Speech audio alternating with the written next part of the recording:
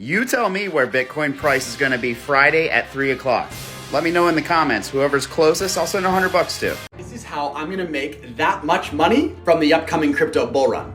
Now, this strategy is going to play out over the coming 4 months. So make sure to like this so you can save it for later and come back to it. So the first thing to pump in a crypto bull market is always this guy. And that's what we're seeing right now. It's a sign that we're back on. So I start in Bitcoin. Then the rotation moves to Ethereum. It's always the second one to go after Bitcoin. So I roll profits from Bitcoin to Ethereum.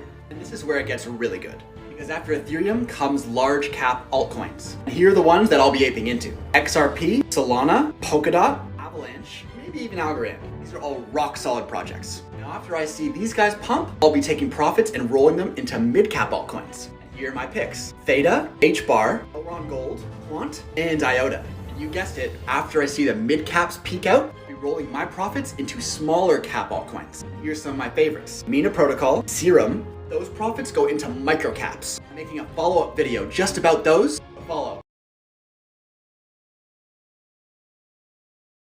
There's no way we can have another bull market. The fact that some of these bears are talking in such absolutes just drives me to a further contrarian point. But I keep getting tagged in these bearish posts, so let's address them. Point number one is that your midterm election cycle is not going to drive the markets up. Should you base your analysis on it? No. However, the data does not support that. S&P 500 average performance in midterm election years, positive. So the data doesn't fucking support that claim.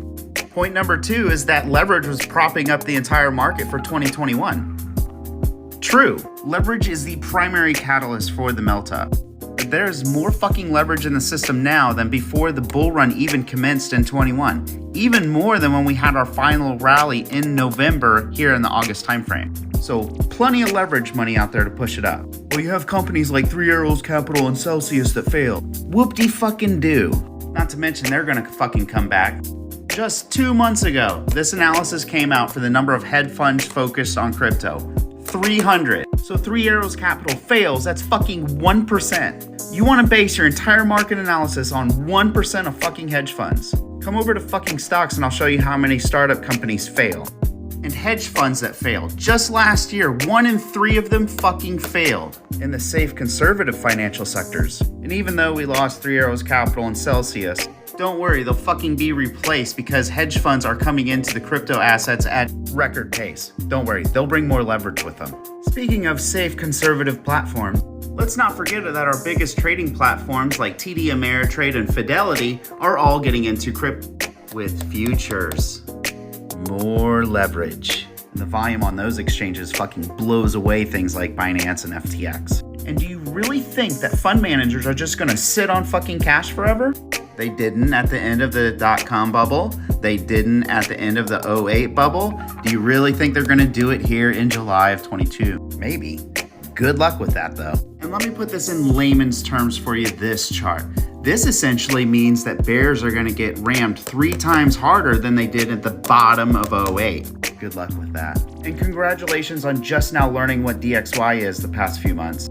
Yeah, I know. The only reason it had its uptick was the fact that the euro has been dropping. But as I've said, European governments are going to try to put a band-aid on what is essentially a hemorrhaging wound. It will ultimately fail, hence why I'm bearish for 2023. However, that will cause DXY to drop. And I know some of you bears know some expert TA. Anybody can look at the fucking DXY chart and see that it's about to come down. Even you gotta say that 120 is very unlikely, unless you agree with BitBoy. I wanna see you post that you agree with BitBoy. Thanks for stopping by. Hope you have a great day. Really important news going on right now. Just following up from last week, Bitcoin is in a bear flag that looks like this. We were trading in a rising channel and we just broke it to the downside. The measured move off of this is down to 19,300. But people are probably wondering, should I just go market into the, market sell into this trade? I think Bitcoin probably grinds up against this, the top side of the channel, fakes people out for a little bit longer, but ultimately comes down to 19,300. Upside targets I'm looking in the short term is 22,200 and 22,500.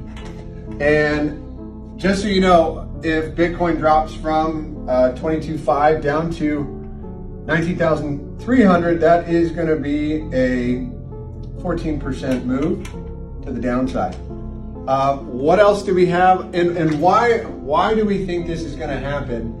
And I'll give you the exact reason. It is called hidden bearish divergence. And what is that? That is when price is making lower highs, but the RSI is making higher highs. So we have it on the 2-day and the 1-day time frame.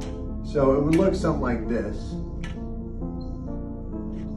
And it's the 4-drive philosophy, which will give you a shot to the 2618 Fibonacci, which is right there at 19,300, give or take a few bucks.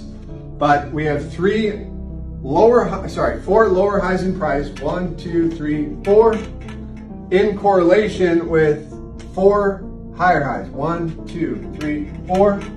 And that is the recipe for the move down to 19,300. Hope you guys have a great day. Take care. If Bitcoin fell to $1,000 tomorrow, would you buy it? After experiencing the falling knife of Luna only a few weeks ago, this question popped in my head last night. The price of Bitcoin, however, is more backed by the cost of production than anything else. And currently it costs about $32,000 to produce 1 Bitcoin through mining gear and energy costs. In fact, Satoshi Nakamoto, the creator of Bitcoin, famously said, the price of any commodity tends to gravitate towards production cost. If the price is below cost, then production slows down. But if Bitcoin production slowed down, so would the mining difficulty, dropping the price of production as well. Hypothetically, this would either attract new miners and raise the price back up, or create a new bottom for the price of production. With all that being said,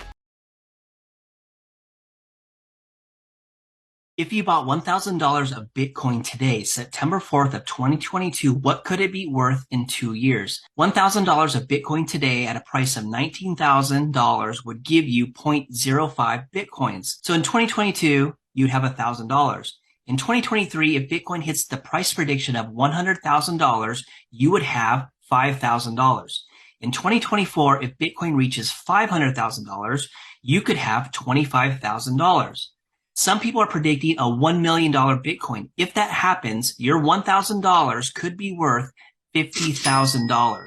What is your price prediction for Bitcoin? Let me know in the comments. I knew Bitcoin was a scam. Yeah, good thing we avoided it. Okay, Bitcoin got lucky this time, but it's finally dead. I learned more about it, and I think there's something there. Okay, now that the whole world knows about Bitcoin, it's finally going to die. This is a great opportunity to buy, in my opinion. I promise you, this is it. Bitcoin is done. I'm still buying. I should have bought some damn Bitcoin. Yep. I am glad I did not buy Bitcoin. Phew. Uh-huh.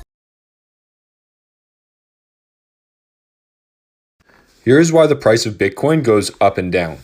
As of right now, there are 18,925,000 Bitcoins in circulation, and the limit, in other words, the total supply of Bitcoin that there will ever be is 21 million. The way we get from this number to this number is by minting new Bitcoin and rewarding them to miners that are validating the transactions on the blockchain. So that means that if you want to get Bitcoin or you want to buy Bitcoin without mining it, that means that you need to go into the marketplace and buy one of these Bitcoin from somebody else. Now, if somebody is willing to sell their Bitcoin, they obviously want to get the best price possible. And so they're going to go into the marketplace and see what other people are willing to pay for that Bitcoin. And if there are a lot of buyers that are willing to pay more money than the next person, that's what causes the price to go up. However, if all of these people were trying to sell their Bitcoin and there was only one person willing to buy Bitcoin, they can see who's willing to sell for the lowest price, and that's what causes the price to go down. This is called supply and demand. Hey, what you doing? You at work? That's crazy. What you doing? That's crazy. Well, I'm over here just thinking, like, what type of girls do you like? That's crazy.